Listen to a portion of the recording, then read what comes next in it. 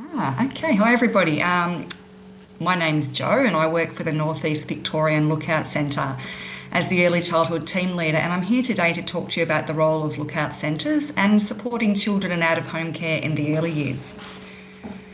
So to commence my section of the presentation, I'd first like to pay my respects to Aboriginal and Torres Strait Islander people and their ancestors, elders and the elders past and present from the different nations across this country. Lookout acknowledge the importance of connection to land, culture, spirituality, ancestry, family and community for the well-being of all Aboriginal and Torres Strait Islander children and their families.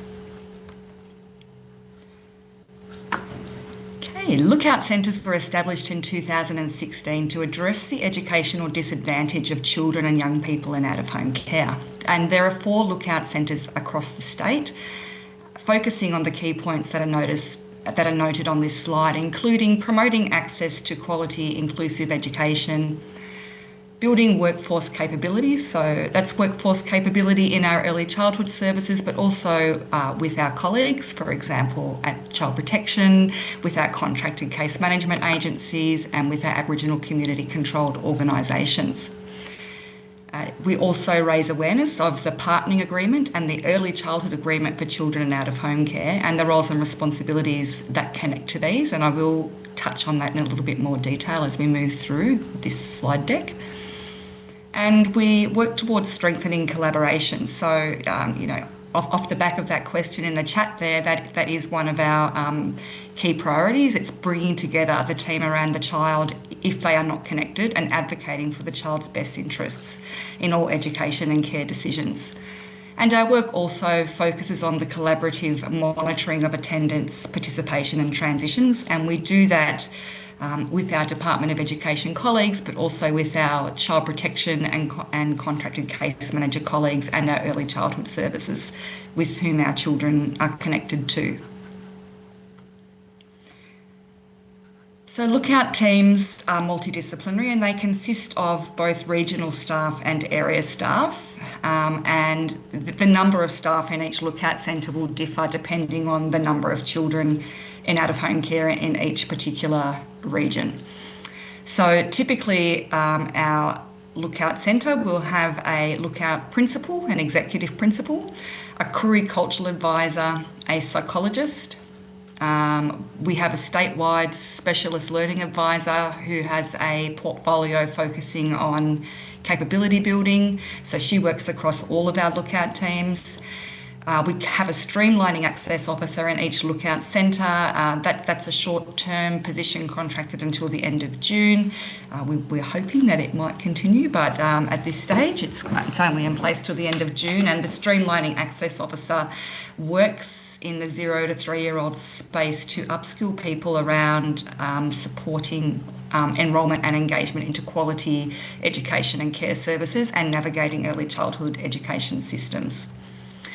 And then we have team leaders, both in the school space and in the early childhood space. And we will have early childhood learning advisors and school learning advisors in each of our lookout centres. So in the lookout centre that I'm from, the North East Victoria region, we have 4 early childhood learning advisors whom we refer to as ECLAs and 1 streamlining access officer, as well as 4 learning advisors in the school space. So I'm going to talk a little bit more about the role of the ECLA.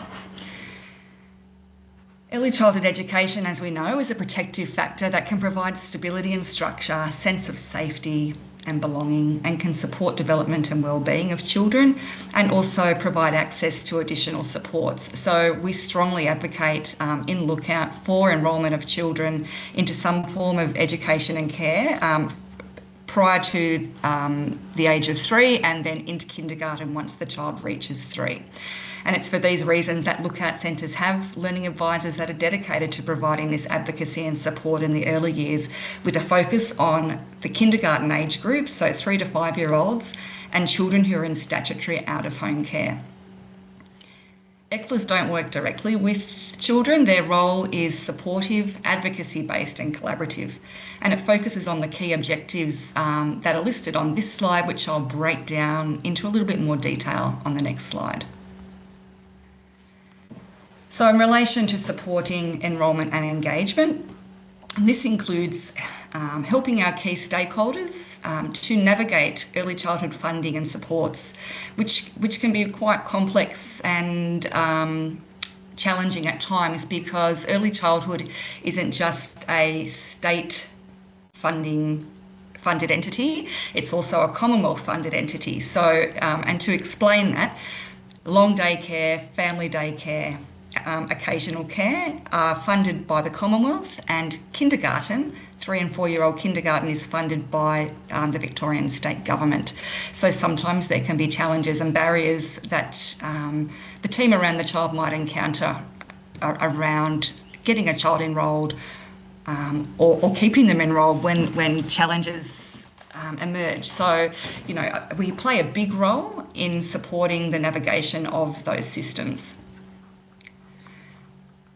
We also help to address barriers to enrolment and participation with a focus on preventative measures that can be implemented. You know, a good example of that is helping our case management services and early childhood services to understand what is required in the childcare space around accessing funding. So when a child goes into care, for example, the carer needs to be linked to the child through Centrelink with their CRN. And then they need to make an application for childcare subsidy in order for the early childhood service to be able to provide that carer with additional childcare subsidy to make childcare low cost or free. We also support connection and collaboration between key stakeholders through a lean in and lean out approach. So for example, we may attend care team meetings if invited for a child. We might convene a professionals meeting if concerns have been raised for the child or there's been barriers to enrolment and engagement. Or we might assist an early childhood service with facilitating their initial program support group meetings for children, and as a measure of building their capability and providing some support. But we wouldn't necessarily become a part of the care team or continue to attend ongoing meetings. In relation to supporting transitions, we can assist with transition support, and when we talk about transition support, it's transition into early childhood education and care, between education settings and transition into school. And Lookout is also able to provide enhanced transition supports where these are required for children with complex needs. And then the other third objective here is building capability. So Lookout can provide training, coaching, consultation and sharing of resources for our early childhood services and for our stakeholders. And this year we have a statewide pilot of online professional learning for our early childhood education and care services, and that includes training around trauma-informed practice, individual learning plans, the role of Lookout, and how to provide culturally responsive programs and practices. So as mentioned, the work of Lookout in the early years space is around supporting the team around the child where a child resides in statutory out-of-home care. And Laura has provided a fantastic overview of each of the court orders listed there in the green, which are the court orders that we can be called upon to work around. And as mentioned, our primary focus is on that 3 to 5 year old age group. But if you have a child that is under 3 and you are requiring some advice or some advocacy, you can still make a referral to Lookout for support, and the level of assistance we provide will be determined based upon our capability at that point in time.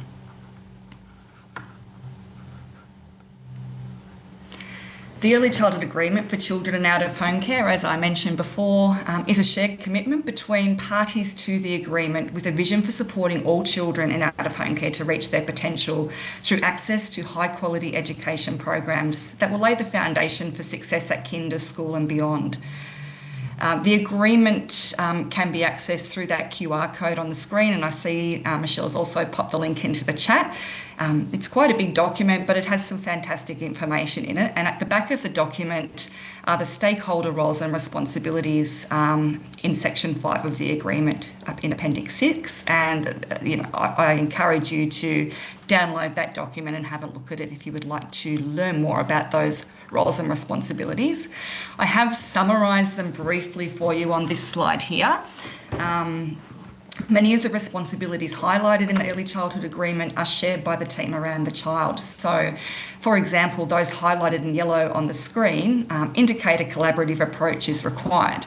So, ensure maternal child health key age stages, visits and immunisations are up to date is a shared responsibility between the case manager, the early childhood service, maternal child health and the carer.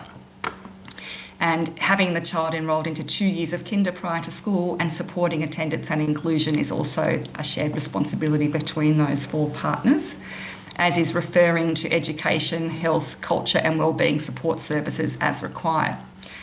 Some of the other responsibilities that are specific to stakeholders that I'd like to touch on there are developing a trauma-informed individual learning plan in collaboration with the team around the child. So whilst this is the responsibility of the early childhood teacher in an early childhood service where a child is enrolled in funded kindergarten, so 3 or 4-year-old kindergarten, it requires input from the child's carer and from the case manager and anybody else who is involved in the child, and Lookout strongly advocate for a program support group meeting to be the place where the conversations are had around the ILP development. And Lookout has a really great online resource around out-of-home care program support group meetings, and we can pop I might get Tash, who's there in the background from Lookout, to pop the link into the chat. That website has a resource in there that can guide educators and the team around the child through what that ILP process might look like when it's developed in that program support group meeting. And Lookout can absolutely be involved in initial ILP meetings, and we strongly encourage early childhood services to be inviting case managers along to those meetings because they hold a lot of information, particularly around the child's experience before coming into out-of-home care, that should be considered when we're developing an individual learning plan. And these individual learning plans have a focus on supporting the child's healing from trauma. So they will also look at the child's development and learning, but they'll look at what we call the 3 pillars of trauma-informed practice, which are safety, connection, and regulation. And thanks, Tash, for popping that into the chat. Another key point there to raise is, let me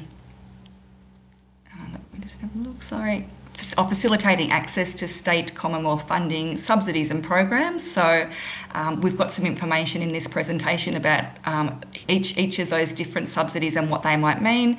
But if you require further information about those, you can reach out to Lookout or to our Early Childhood Improvement branch.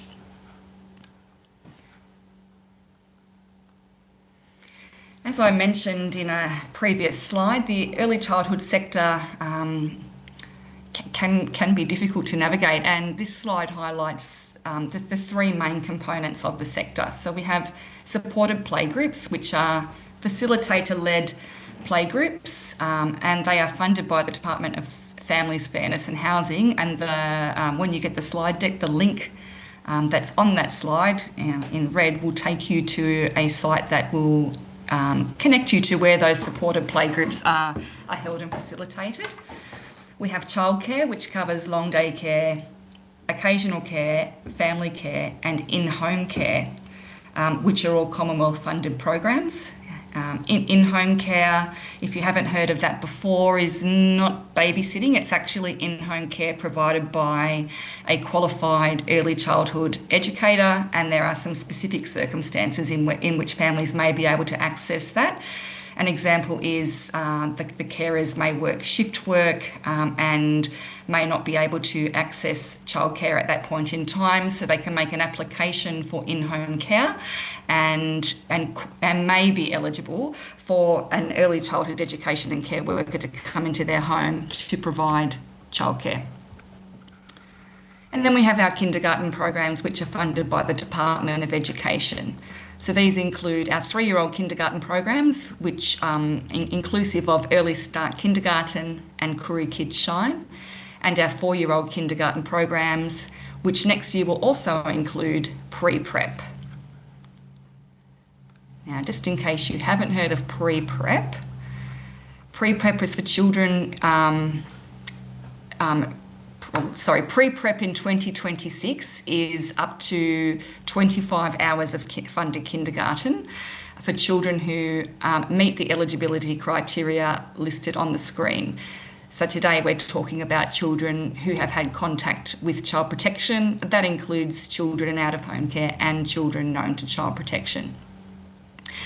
These accessibility hours will increase to 30 hours per week from the 3rd year of the pre-prep rollout in each region. So that's going to be different across the state. We can provide some further information on pre-prep if you would like to read more about it. But the key point to note here is that for children who will be turning 4 next year, who are in one of those eligibility cohorts, they can be accessing between 16 to 25 hours per week from next year, depending on what the service's capability is and what their agreement is with regard to how many hours they are able to staff. So it's really up to service capacity. So if you would like more information about that, you can reach out to our Early Childhood Improvement branch, or you can reach out to your Lookout Early Childhood Learning Advisor. But we do encourage people to be thinking about making enrolment inquiries now, because enrolments are open for 2026.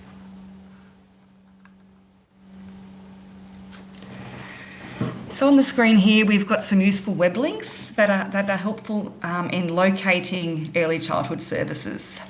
The Find a Kindergarten program, which is the one down the bottom, is designed and managed by Department of Education.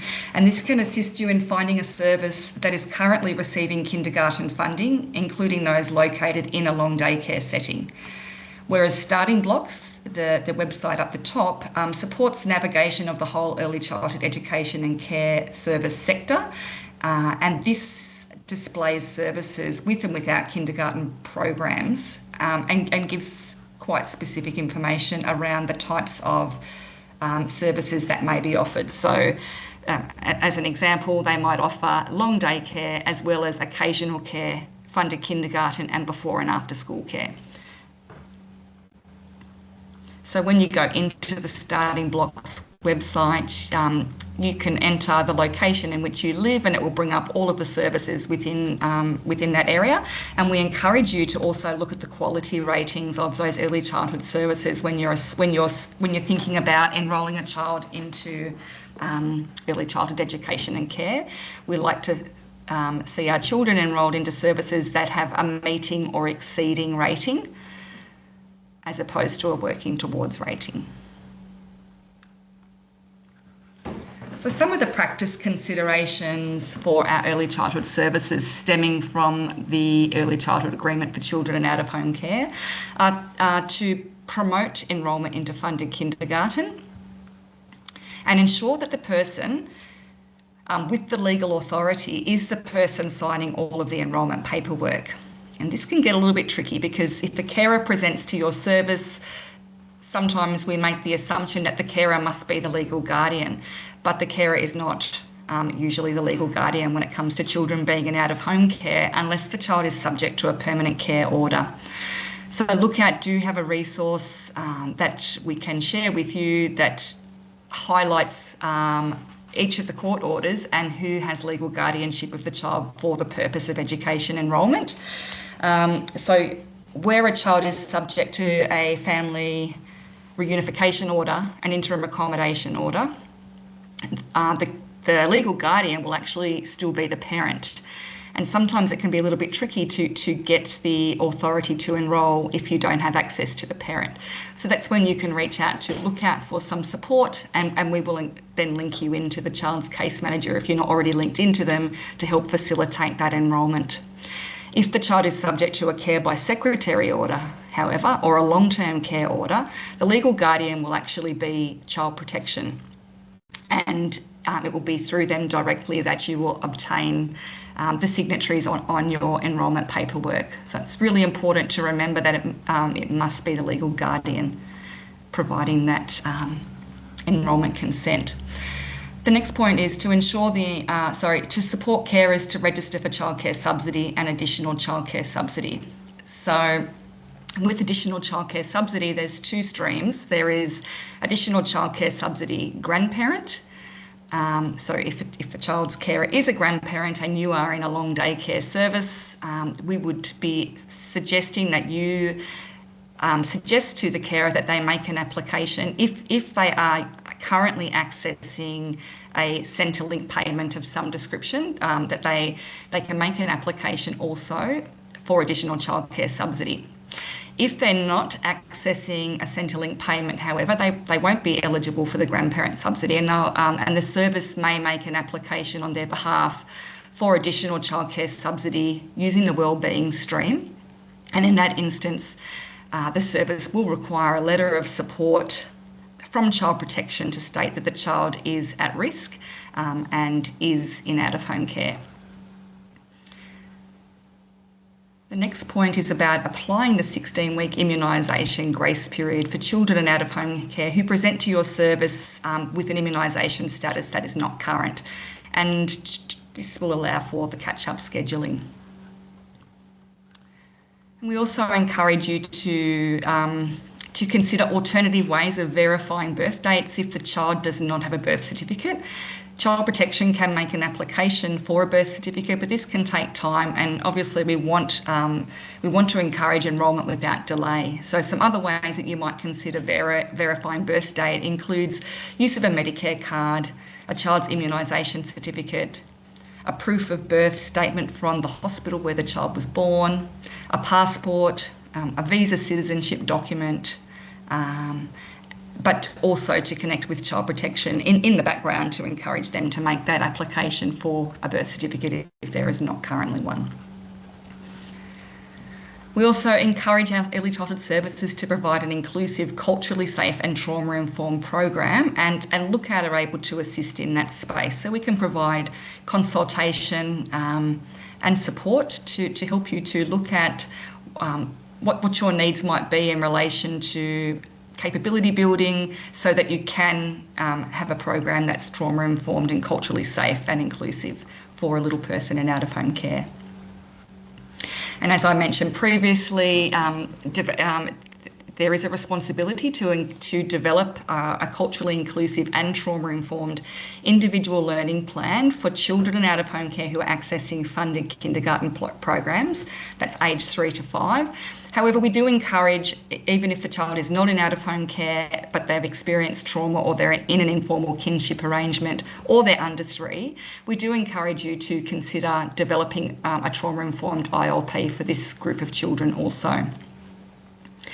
And then when it comes to the transition learning and development statements that early childhood services do for children when they are transitioning to school, just to remember to share that with the child's case manager so it can sit on the child's file, because if they move from one carer to another carer, we want to ensure that that TLDS can move with them, and if there's been a change of schools, for example, that it can move on to the next school. And the case manager is best placed to hold that document, as well as the carer.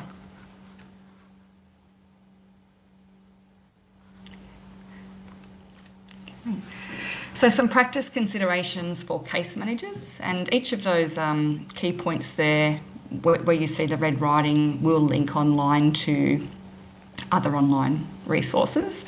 So ensure the carer is registered for childcare subsidy. This is really critical. So before a child commences at an early childhood service, ideally the carer will be registered for childcare subsidy. This is a strategy to avoid debt accrual. So, you know, we can There can be a period of time where childcare subsidy can be backdated, but we know that there are delays with childcare subsidy applications, and we strongly encourage that we don't rely on that backdating, that carers are registered before the child commences at the service. Where this can pose problems is if the child is already attending an early childhood service and there is a change of carers. And in that instance, the early childhood service may be able to make an application for what we call a provider eligible application, which will provide a period of time for the new carer to have their application for childcare subsidy approved. And there are great resources on the Centre for Excellence website about provider eligible applications and childcare subsidy, as well as ACCS grandparent and wellbeing. And the other point is to support the carer, if they're a grandparent, to make the application for ACCS via MyGov, and to support the early childhood service where the carer is not a grandparent to make an application for ACCS wellbeing. And in most instances, that process needs to occur every 13 weeks. So to remember as a case manager to provide the early childhood service prior to the period of the current ACCS approval, ceasing a new letter of support for what we call determination of childcare subsidy, ACCS wellbeing. The other point to be aware of is that if the child's enrolled in childcare, 42 days of allowable absences need to be considered. So if the child has more than 42 days absent from the service, and there are some exemptions to this which are listed in the hyperlink there, but typically it's 42 days. After that period of time, if a child is unwell, they will no longer get childcare subsidy or ACCS for their absence and will be charged full fees. And it's not just about being unwell, it's about taking holidays or staying at home, for a variety of different reasons. So if you're not sure how many days of absence a child has had as a case manager, you can ask that. The Early Childhood Service provides you with an attendance report so that you can keep abreast of that. The critical point here is if a child is absent and it's due to illness, to ensure that the service is provided with a medical certificate, and then it won't count in those 42 days of absence. Okay, then we've got CCS balancing, childcare subsidy balancing. So at the end of each financial year, the carer is required to confirm their income even if they are not working. And this will occur through their MyGov portal. If they don't report their income, they risk their childcare subsidy and additional childcare subsidy being terminated. And that can be reinstated once they have made that income determination. But sometimes the carer might not realise that has actually occurred, and in that period of time, a debt can accrue which cannot be backdated. And then we have down the bottom, a useful resource is the Grandparent, Kinship Carer and Foster Carer Helpline. So that is specifically for carers to access. But if you are a case manager or an early childhood service, you may be in a position where you can support the carer to make that call to help them to understand or unpack what it is that they're receiving information on when it comes to childcare subsidy and all things education. Okay, so on this slide we've going to speak to some of the supports that a family might be able to access for a child in out-of-home care when they're in funded kindergarten on the left-hand side and long day care on the right-hand side. So the first one up the top there is access to early learning. And the AEL program is a Victorian government initiative that supports 3-year-old children who are experiencing vulnerability and their families to access kindergarten, but also to build strong home learning environments. This targets children from complex families or experiencing challenging circumstances that may impact their participation in education. AEL provides in-home support and connects families to quality early childhood education and care services, offering professional development for educators and coordinates support services to ensure holistic assistance. When a child is in the Access to Early Learning program, an AEL facilitator will work with the family and can help to assist that enrolment into an early childhood service also. The next point there is the out-of-home care individual learning plans, which I've already spoken to, so I will skip over that one. Then we have the preschool field officer program. This program can provide short-term targeted support to early childhood educators in funded 3 or 4-year-old programs. Rather than working directly with children, PSFOs act as consultants and coaches, and they offer observations of children within the kindergarten setting and then advice to educators around practical strategies and resources to support inclusive practices. They can also provide coaching and mentoring for educators and assistance with identifying referral pathways to additional services. And they can also help thinking around inclusion and planning and how you might adapt your program to meet the individual needs of the child whom you have referred to the preschool field officer program. Next, we have kindergarten inclusion support. This is a Victorian program that helps kindergartens include children with high support needs that relate to disability or developmental delay. And it's for children who are enrolled in funded kinder, who are diagnosed with a disability or complex developmental need, and who may require significant adjustments to participate in the kindergarten program. And the types of services and supports that might be accessed include specialist advice and consultancy, additional staffing support, so for example, an inclusion support worker, and minor equipment and materials grants. And there is also available support to develop inclusive teaching practices. Then we have flexible support packages.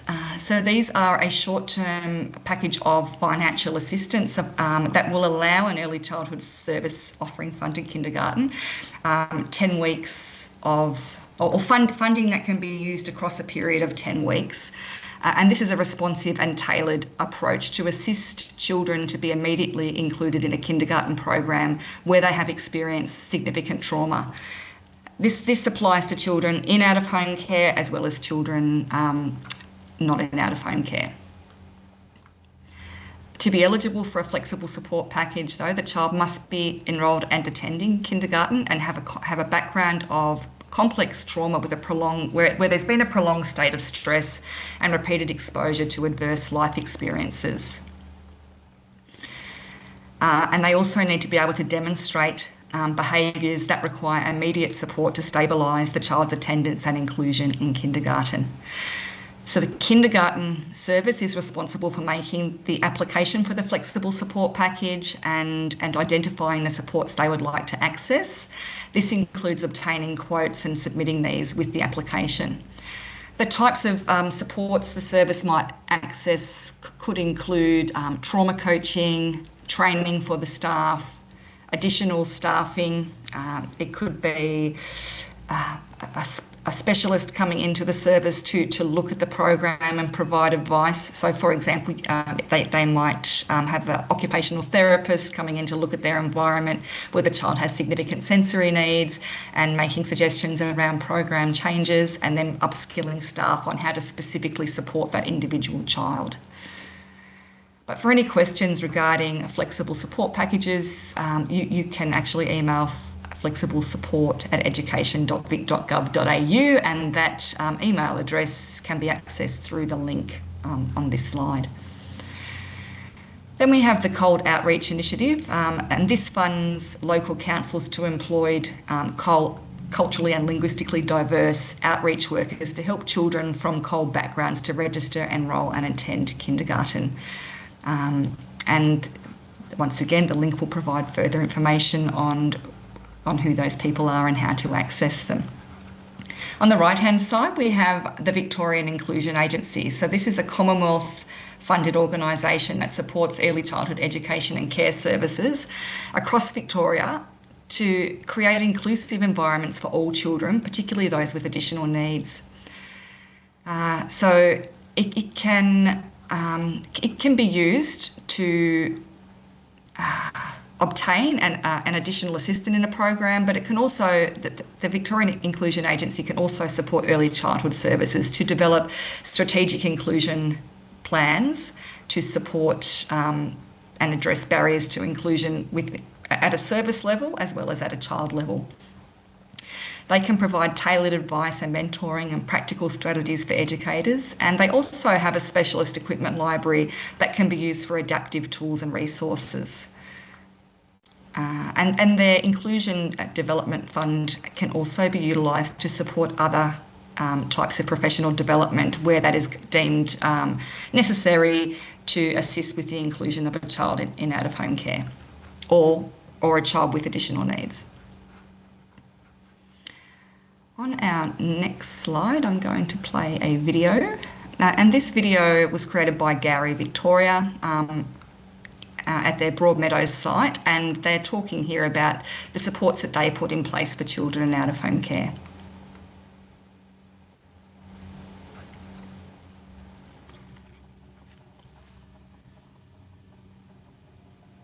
Ties together nicely the supports that we can put in place for children in out-of-home care in the early years space. So I know time is running out, so I'll just quickly speak to when to refer to Lookout. So if you require enrolment and funding advice around childcare, kindergarten or prep, or enhanced transition support for children with complex needs at any transition point, or consultation around enrolment, participation barriers, inclusion support and attendance concerns, or assistance to navigate the early childhood sector, for example, supporting culture and connection, trauma-informed practice, individual learning plans, transition planning, or capability building, all you need to do is to reach out to your local Lookout Centre, and there is a slide at the end of the deck which will have the contact details for each Lookout team, and let us know what it is that you are needing and how we can support you, and one of your early childhood learning advisors will be in contact. The next couple of slides provide some useful information around some of the other programs that might be available in your area, such as hippie programs and supported playgroups. And then we have some resources that you may find helpful. Each of these images on the slides will link directly to the resource.